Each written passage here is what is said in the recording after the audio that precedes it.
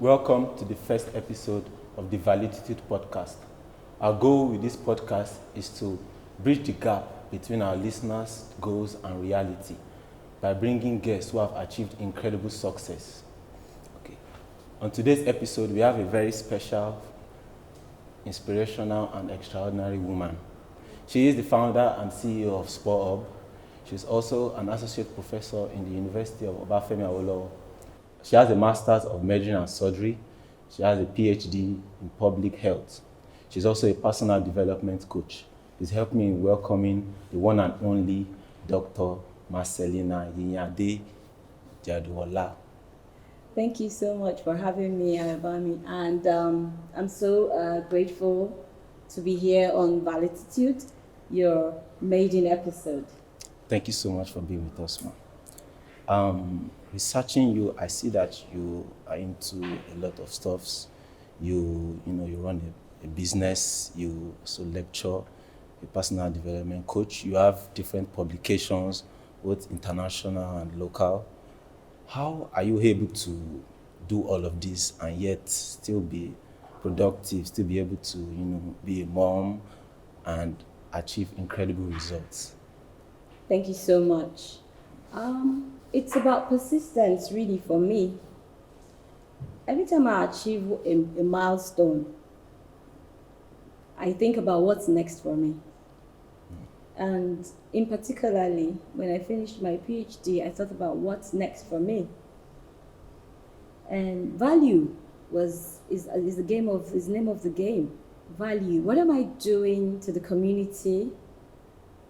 What value am I bringing?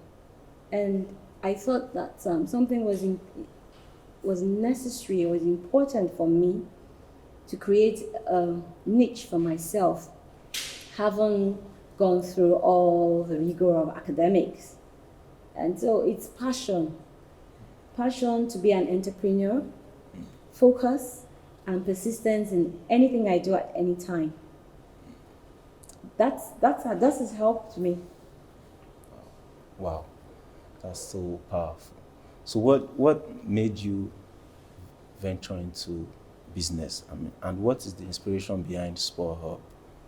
Thank you so much. The Sport Hub is a business initiative that commenced in 2020 during the COVID lockdown.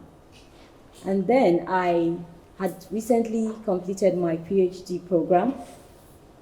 I arrived from a vacation and there was a lockdown. And so I ventured into reading personal development, self-help books. And my coach introduced me to a book, Think and Grow Rich by Napoleon Hill. By the time I was done reading that book, I applied for a research grant. And I knew exactly what I wanted to do. And this was make everybody aware about the value of books. Hence I thought, how can I do that in my community?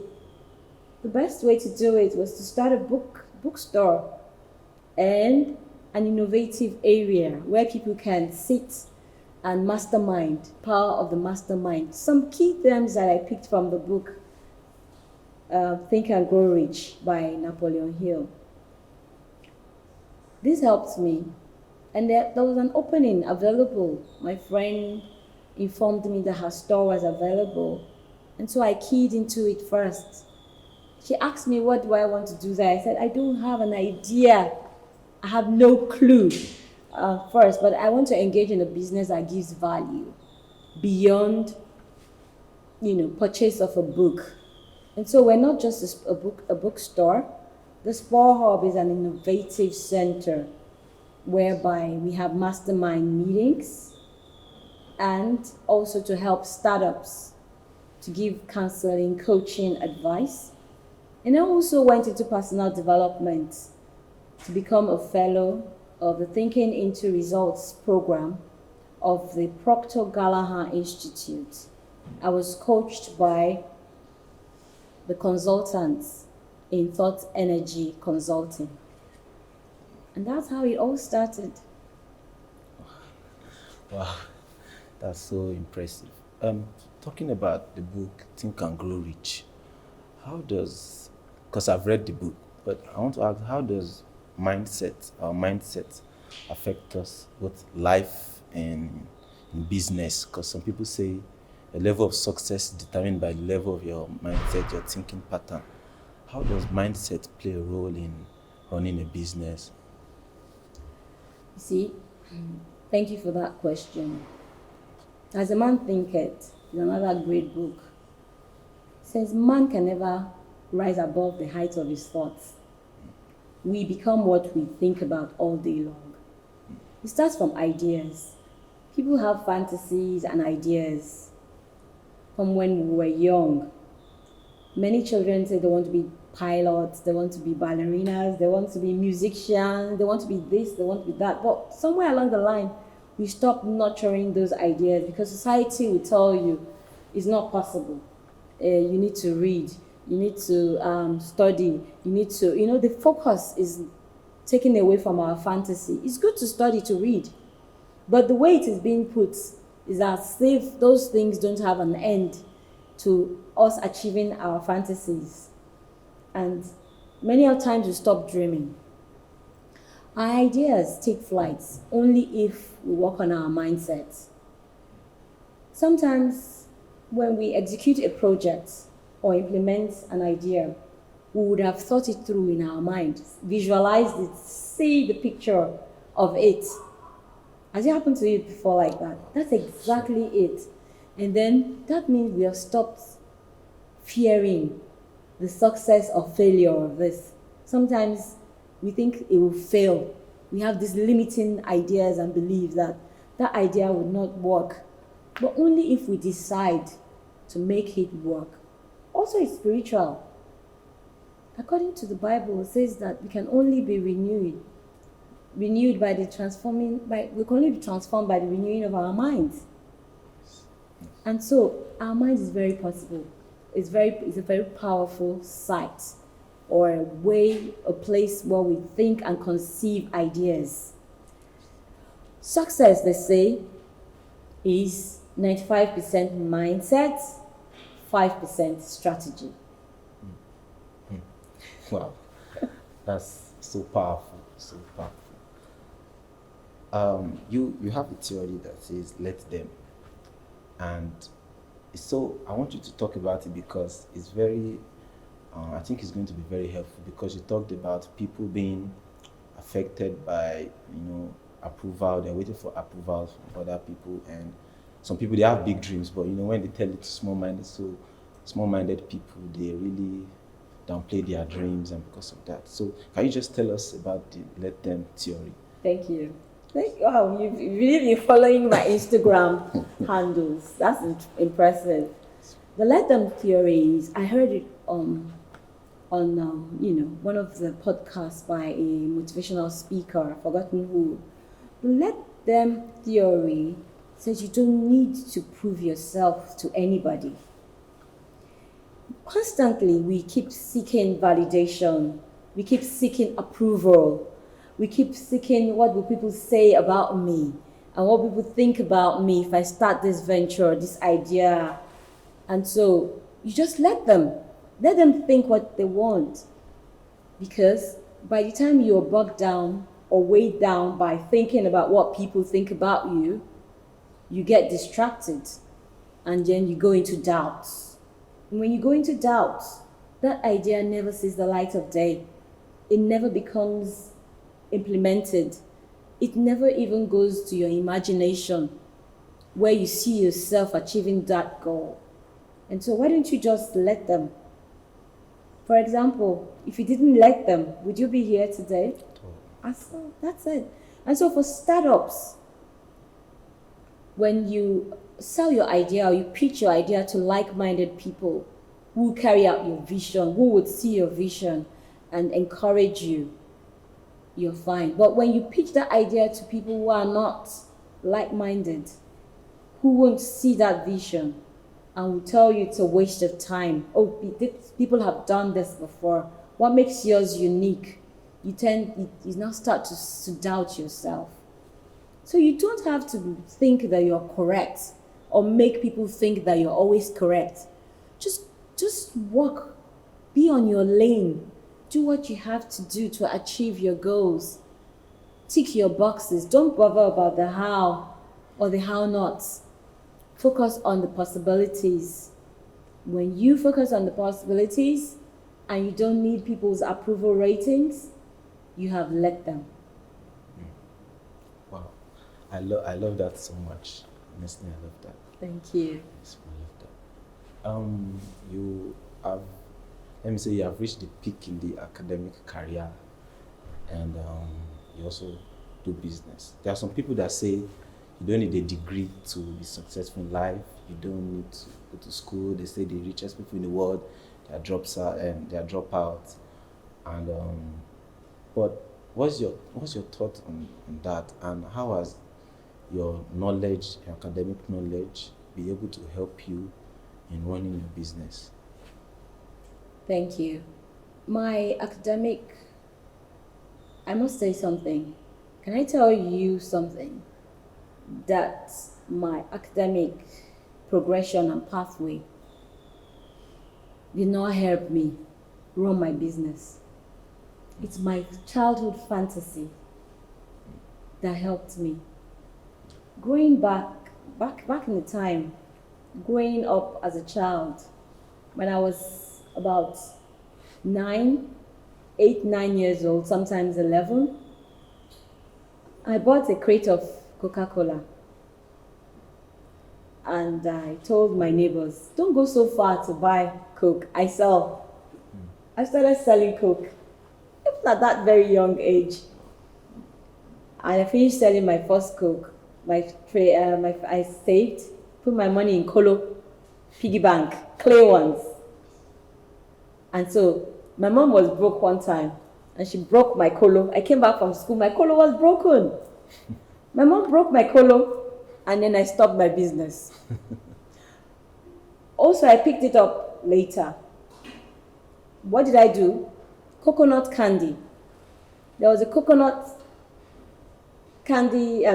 tree in front of my house. We had about 3 planted by my dad. He brought the seedlings from Badagry. And so when the coconut dropped, I processed it and made coconut candies out of it. And I sold coconut candies. That's where I got my business strategy. Look for the need for it, your ability to fill that need, and how difficult it will be to replace you. Fulfill the law of compensation. And so I can only say education made me refine it and made me different from just a bookseller in the market, because I need to read those books and express the content to people and tell them how the content aligns with their goals and help them visualize where they want to go to and how to get there. Because indeed, books take you there. So for me, it was my childhood fantasies that fueled my entrepreneurial skills rather than my academic progression. Wow, that's wonderful. What advice will you give to someone who has that childhood fantasy and has an idea in his head but does not know how to start, what to do, where to start from? What advice can you give to that person? Can you give like strategies and steps the person can take in bringing that dream, that fantasy into reality? Thank you very much. Step by step. I have an idea. A light bulb sets in my head. This is what I want to do. I get a book. I get a pen. I write it down. It's journaling. The art of journaling helps. I write it down, those ideas. And when I do that, I've brought it to life through my writing. I imagine. I give myself the freedom to fantasize. I haven't fantasized about it, I haven't imagined it, visualized it. And then I start to write. Who do I need to reach? How do I need to do? What do I need to learn? First and foremost is the idea. Then I read about it. That's mastery. According to Robin Sharma, 5 a.m. Club. You need to master it. I read about it and I talk to the experts in the business. This is also another trick from The Richest Man in Babylon. Another good book. Yeah. Learn from those who know. Masters of the trade. Once I've done my markets, currently you can say it's a market survey, right? Once I've done my market survey about that business, taking my few points, and I start with the things that I can do on my own. The little progress I can make. Do I need a space? Let me go around and start asking around there. So, market survey. Do I need to work with collaborators? Who do I need to work with? How is Emeka's skill? How is Kemi's skill? How is Aisha's skill? How is Chinedu's skill in this? And I start to. From that, many ideas come together and they crystallize. Do I need a loan? Do we need to start up? And then implementing on a day-to-day. So daily stacking up. Again, according to Robin Sharma. Daily stacking up. Last week it was an idea. Now I've talked to X, Y, and Z. I now know this is this. I now know what to tie up, to align with my goals. Now I'm having contact. So once you think about it, the ideas, the people, the resources will show up. And this takes me to frequency. When you desire something, the flame of desire, it burns you. And when it burns you, you elevate your frequency to the level of that which you desire.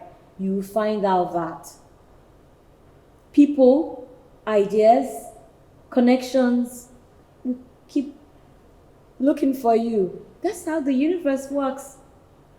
And then you go into motion. Never stop. Don't let anything distract you. Keep your eye on the goal. Daily improve and be better towards implementing that business idea or strategy. And that there is the game changer. Wow.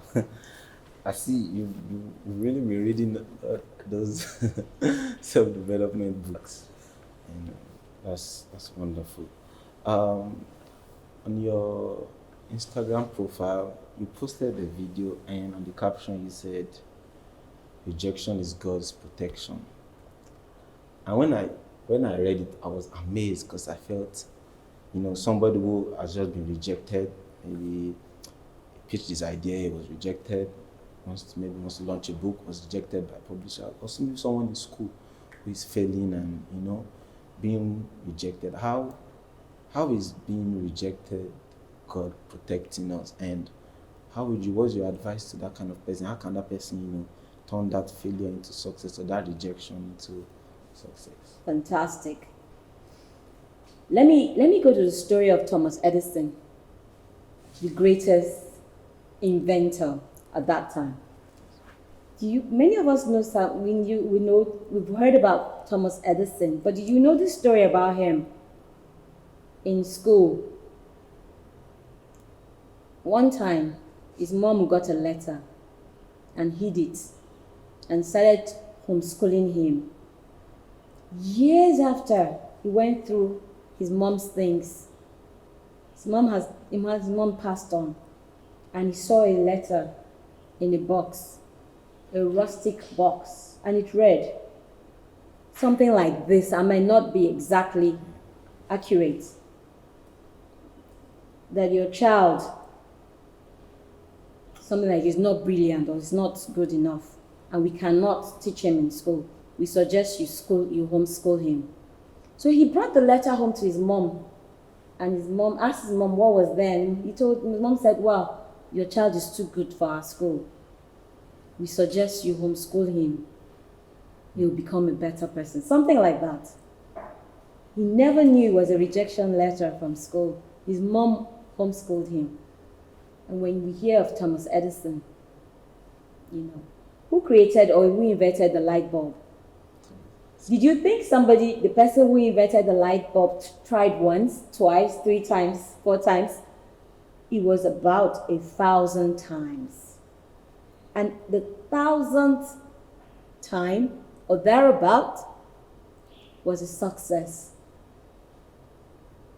So why do we fear rejection? Rejection says just get up, dust yourself, and start all over again. Remember one song? I remember a song by Aliyah. Once you don't succeed, dust yourself up and try again. Dust yourself up and try again, try again. Rejection can be very disappointing, especially to the person going through it. It can be a heartbreak, especially when the expectations are high. A few of us suffer a lot of rejections. To publish, our manuscripts get rejected. One of my best publications was rejected about 5 times. Wow. I improved upon it and it became better. I can attest to it. God protected me from a lot by giving me some rejections. Make you stronger. What doesn't kill you makes you stronger, makes you a fighter, and makes you better at that. And you can advise people. And so when we look at rejection, it's like a door closing, right? Yeah. But I don't see doors closing. I see other doors opening, greater doors opening. And it was just the smallest door that closed, while the bigger, the larger doors are opening. So that's my take on rejection, basically. That's so powerful. I love your concept and the way you talk. Before we met you and my partner, we were already working on bringing a guest. And when we met you and spoke to you, I told him she's the one. She's amazing. She has to be what's it called. I really love your concept and the way you talk. If you could go back 20 years ago, knowing what you know now, what would you have done different? What would you have started? Maybe you started late, or what adjustment would you have made? Thank you. Knowing what I know now, gone back 20 years, today I'll be a musician. I'll be bigger than Tiwa Savage and Davido. Absolutely. I was that child that sang in the shower. I like to dance. I like to sing. But, that idea was not nurtured. I like to travel. Even before 20 years, I wouldn't even be in medicine. But the passion that drove me to medicine was also because I had younger ones that had sickle cell. And I thought I could heal them and heal the world. And so I took a 180 degrees, turned back, and decided to study, improve my science, and then make the grades that I needed at JAMB level for medicine. But knowing now, I would rather do as I'm doing for my son if I were my own parent. My son is an artist. He decorates his notebooks with drawings, right from when he was a toddler. And so I stopped harassing him and got scribble pads for him. And all those sketch pads, somehow, his friends and colleagues will steal them. I said, they're stealing this boy's books for a reason. He's good. He's pretty good. So when he watches his cartoon, I tell him, why don't you wait till the end when those names are coming up? Do you see any Nigerian name there? No.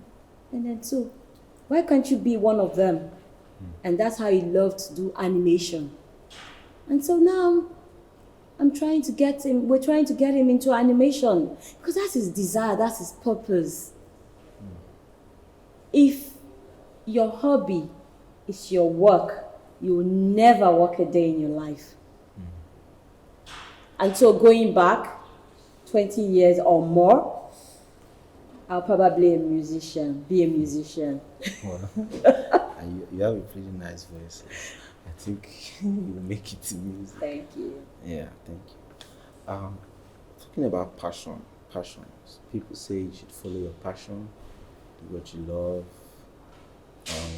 But nowadays people they be realistic. Why would you follow what you're passionate about and stuff like that? What would you advise somebody who is passionate about doing something but doesn't feel like following this, or should the person do what the person loves? And being mother, you helped your son, you are shaping him in the direction where you should go. But some people they be like, no, maybe you have a passion for this cause and maybe it's not the cause that maybe brings a lot of money. Some people say no, go and do this cause. So what's your thoughts on following your passion? Thank you. A passion is born out of desire. And when there's desire, there's passion, there should be focus and all of that. But the passion never dies. It's just subdued by other things. And so with the right influence, when I mean influence, support, people follow their passion. For example, Davido would not be Davido today if he didn't follow his passion. Yes. Don't get it wrong, he went to the university, but he still found his passion, followed it, and then went back to complete it. Why did he go to complete it? Because it was probably somebody's desire for him to be a graduate. And so he has fulfilled that. But is he using his degree? No. But maybe it gives him some level of acceptance amongst a particular set of people who think you need to go to the university to make a mark for yourself. Maybe. But majority of the people who are his followers are not in that line of thinking.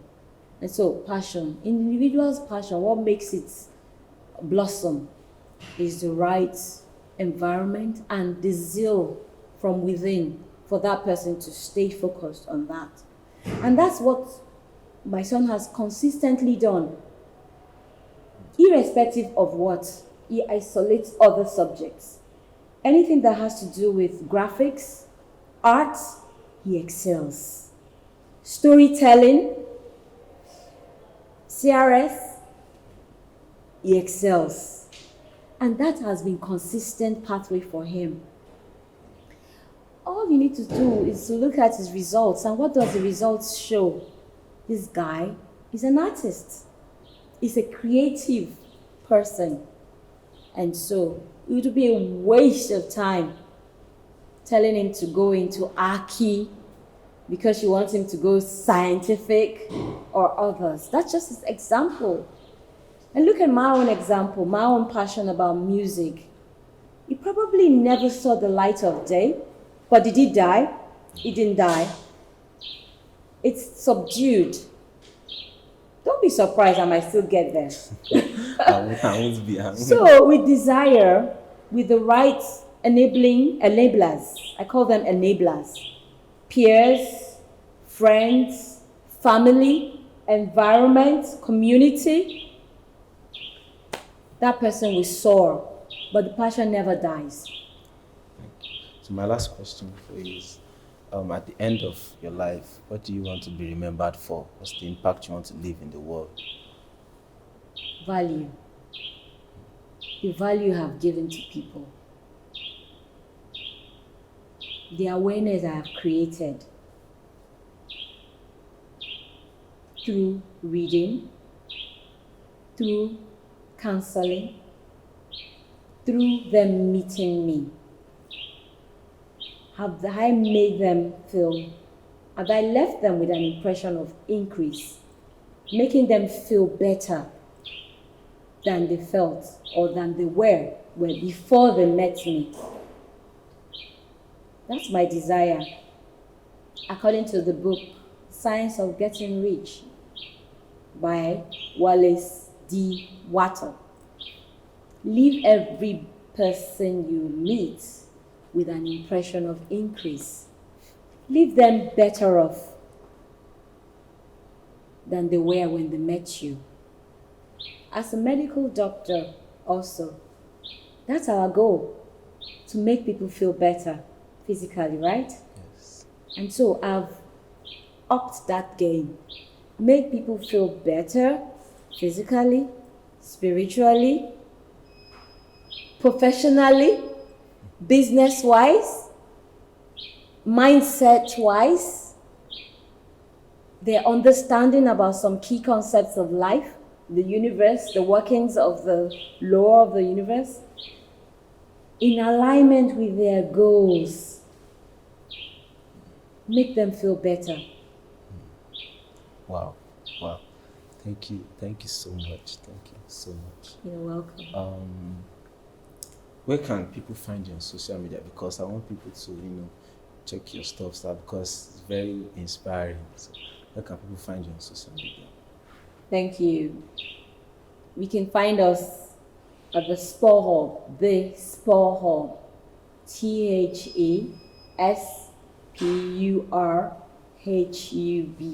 on Instagram. And also professionally, I can be found on LinkedIn, Macellina Ijadunola. And also on Instagram, I am Ijadunola. I'm currently not on TikTok. I'm on Facebook as Ijadunola.